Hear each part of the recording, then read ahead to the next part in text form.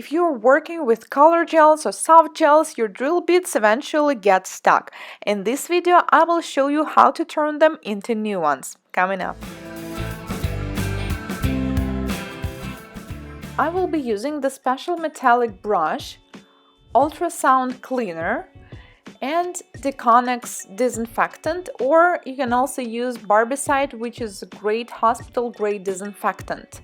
So first we need to take the drill bits and put them right into ultrasound cleaner. Then fill it with the water, and the water should cover the drill bits completely. But it is better to measure how much water you pour there. Then add disinfectant according to the instructions and set the timer. I usually turn the 8 minutes cycle.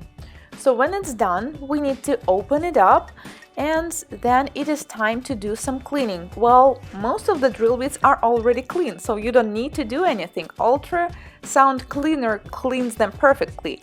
But if some uncured gel or color gel is still stuck, we need to take this brush and carefully clean it. And honestly, I am not really applying too much pressure. It cleans so much easier when you use the disinfectant and ultrasound.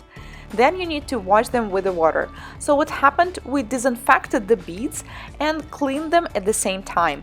So when they're clean, they will be working much better, and you'll just know that you're working safe because they are free of any skin tissue or the product. So keep them a little bit with the brush, and do not forget to disinfect the brush after that.